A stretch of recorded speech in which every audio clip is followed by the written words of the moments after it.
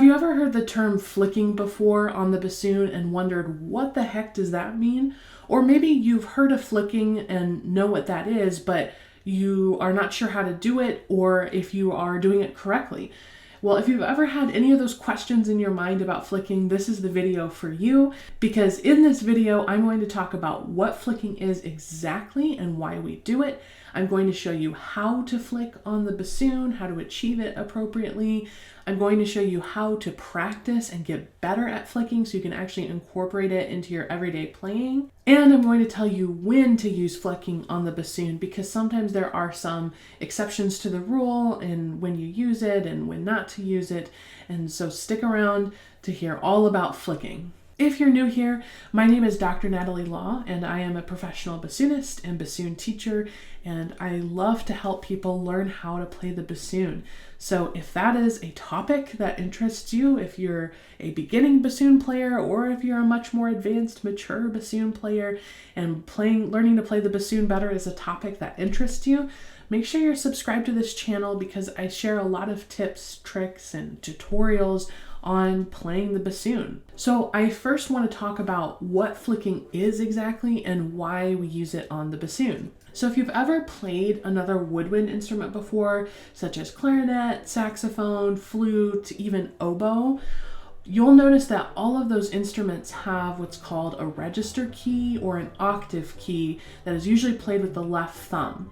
And that left thumb key, that register key, is what helps those instruments play in the upper octave. Essentially, it opens up a vent in the top of the instrument so that upper notes can be played. If you've been playing bassoon for any amount of time, then you know that we don't have an octave or a register key that helps us play in the upper register. We just kind of have some weird fingerings that we make work. On the bassoon, there are some fingerings that are the same in two registers. So for example, A, B flat, B natural, C, and D. All of those fingerings, the fingerings are same for both the lower and the upper octave.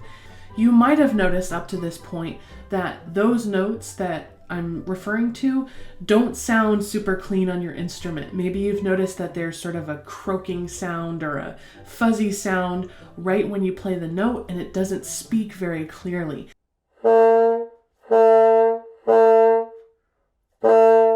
And you might have even felt like there's something wrong with your playing, or there's something wrong with your reed, because those notes don't speak very well. They never sound good. They never feel good to play. Well, you are not alone, because that's a very bassoon specific problem that we have, and the way that we address it is with flicking. So this is the wing joint of your bassoon. So what you're looking at right here is where your left thumb would be. And it involves this key,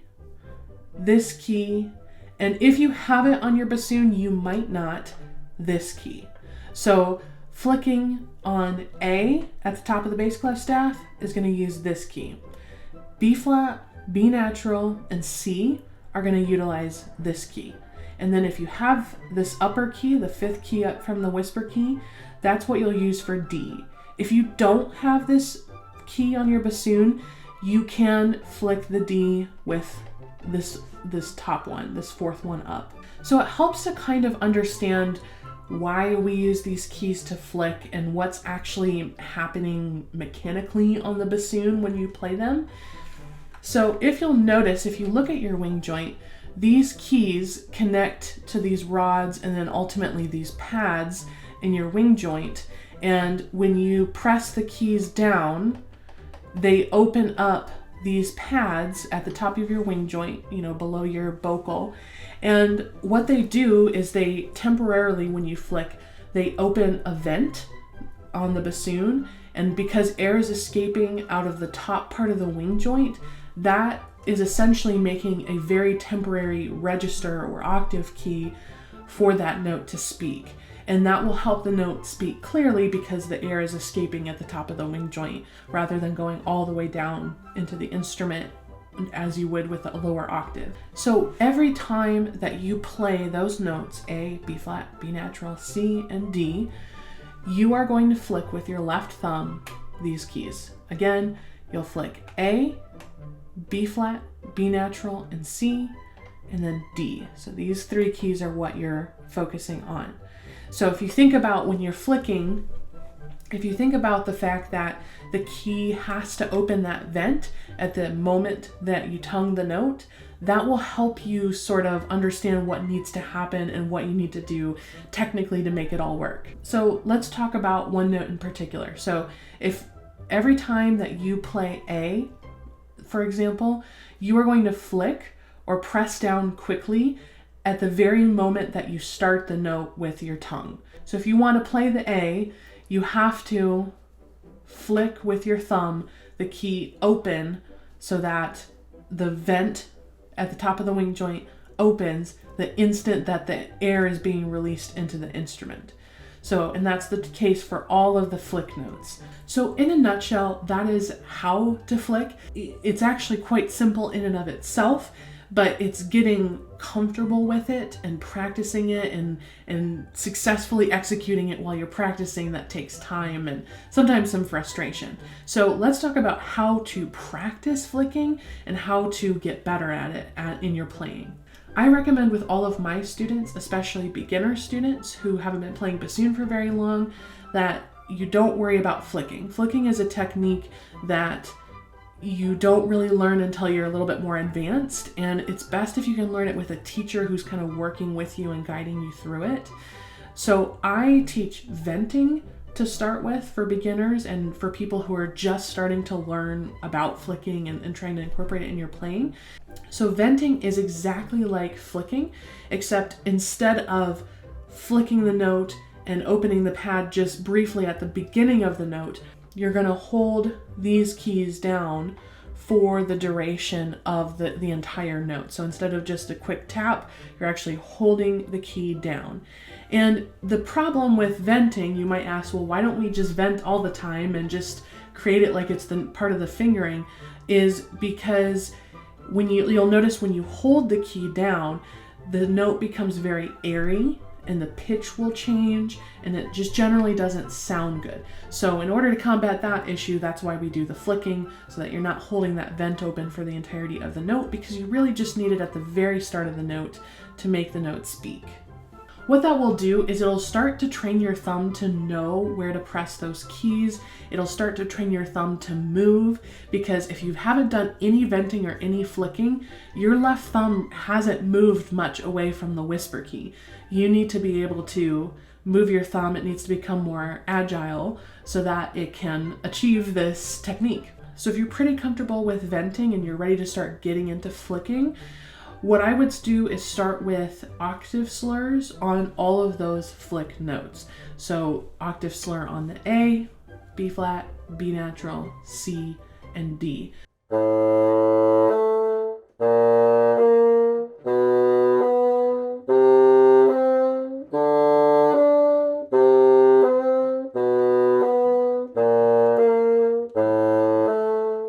So that you're understanding the relationship between the lower octave and the upper octave. And again, that relationship is that the lower octave is the same fingering, but you're playing with the whisper key down. And then when you move to the upper octave, you have to move your thumb up to that key.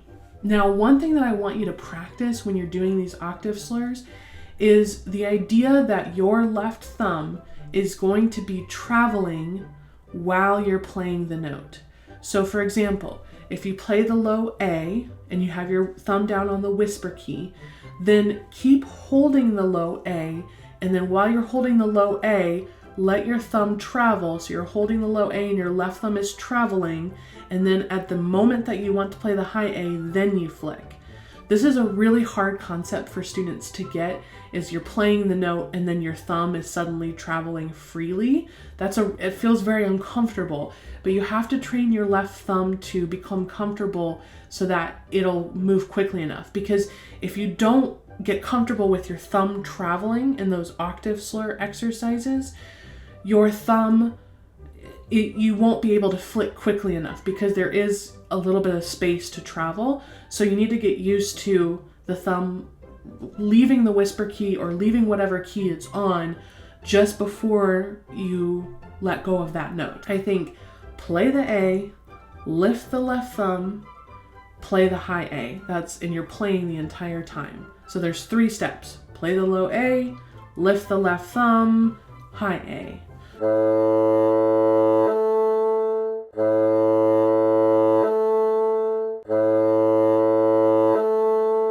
So really get used to that motion, and that will help flicking come a little bit easier for you. You cannot expect yourself to be able to flick everything all at once. There's going to be times where you're just not in a place to flick the note and you have to be able to play it, especially if it's a faster passage. So just know that this time period of learning flicking is going to be messy, and sometimes you're going to be really great at it, and sometimes it's going to just feel like you're a beginner again because you're introducing this new technique that you're not used to, which is why if you haven't already, start incorporating venting into your playing.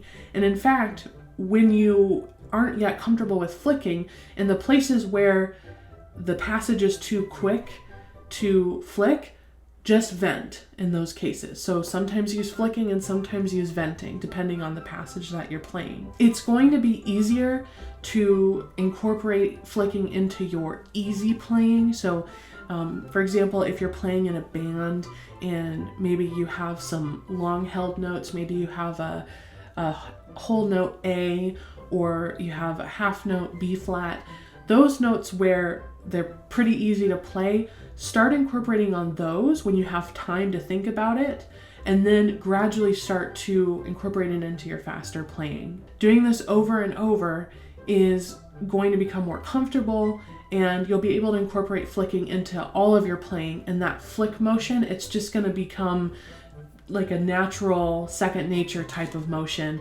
and you're not going to have to worry about whether you can do it or not. At some point, it'll just become sort of a part of the fingering, and it'll cement in your brain, and it'll be easier. The most important thing when you are learning to flick is that you train your ear to hear the clean pitch, because a really common problem is that we get used to those notes having that fuzzy, airy sound at the beginning of the note, and we get used to them not sounding good, and our ear just sort of settles for that sound. You need to train your ear to hear a really clean, clear flick note. Now, if you feel like you're flicking correctly, but for some reason the note is still not speaking right, or it's not sounding as good, the timing of your flicking is probably the issue. It's probably that you're flicking either too early, you're opening the vent just before the air travels through the instrument, or you're flicking too late. The air has already started traveling through the instrument and you have flicked too late, and so now it's not going to make a difference. The key is that it has to happen at the instant that your tongue releases the air to go into the instrument. So really pay attention to your timing of when the flick is happening. Remember that we have to open that vent at the top of the wing joint to allow the air to escape. So you have to think about when the air's traveling to that vent, it needs to escape there first before it goes into the rest of the instrument. And if you're in doubt, if you're second guessing yourself about how it's sounding, record yourself. Record the bottom octave and then record the top octave of each of those flick notes, and really start to hear what's the difference. Is every single note very clean and clear? Now, I've talked about what flicking is, how to flick, how to practice and get better at flicking, but I haven't really talked specifically about when to use flicking.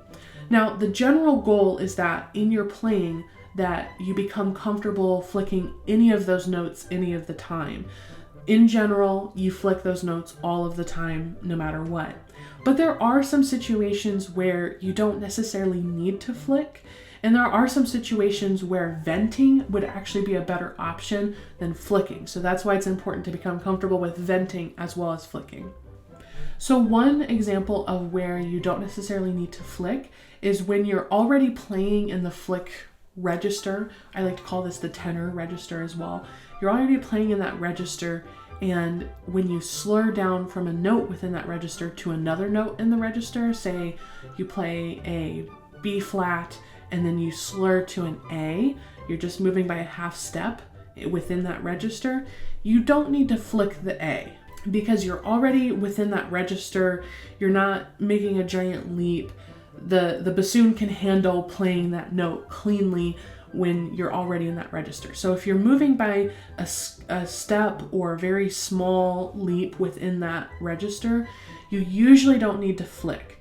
In almost all other instances, you do. So if you're ever like wondering whether there's an instance of whether you should flick, try it first and see if it works, and then decide if you should flick. If in doubt, flick. There's no harm in flicking, and it's not going to hurt anything for you to flick, even if the note doesn't necessarily need to be flicked.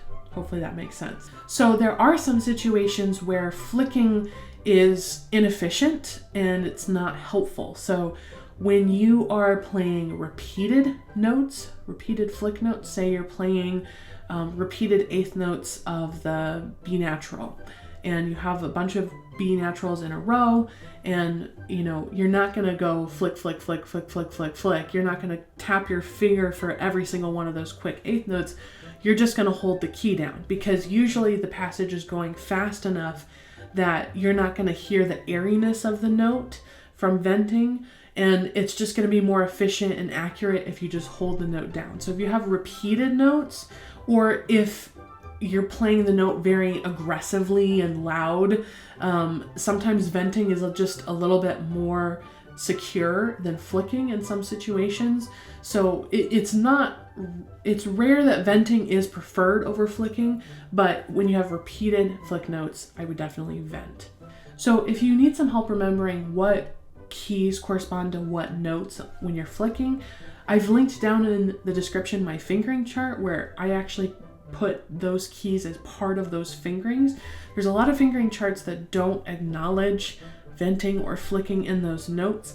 In my opinion, whether you're a very beginner or a very advanced player, you're always going to be incorporating those keys to those notes. I just consider it part of the fingering. So I have marked that those notes, they either need to be vented or they need to be flicked. So they're part of the fingering if you forget what connects to what. If you are struggling with flicking, as I've said before, flicking is a technique that's a little bit more advanced, and I recommend that if it's something that you're not quite getting, that you schedule a lesson either with me or another bassoon teacher, if you have one, and have them look at you while they're playing, have them listen to you, because there might be a specific thing that you're doing that's not really helping you flick. A teacher can really help you with that, even if it's just a one-time lesson thing. I highly recommend that you talk about flicking with a teacher, because it's one of those techniques that you can learn it on your own, and I know a lot of you do, but it helps to have somebody kind of walk you through it, give you more exercises and ideas for practicing it based on your specific situation. If this video was helpful for you, please give it a thumbs up. Make sure that you're subscribed to the channel, and let me know down in the comments, are you going to start venting? Are you going to start flicking? What are you going to do to get better at flicking and practice it and start incorporating it more into your own playing?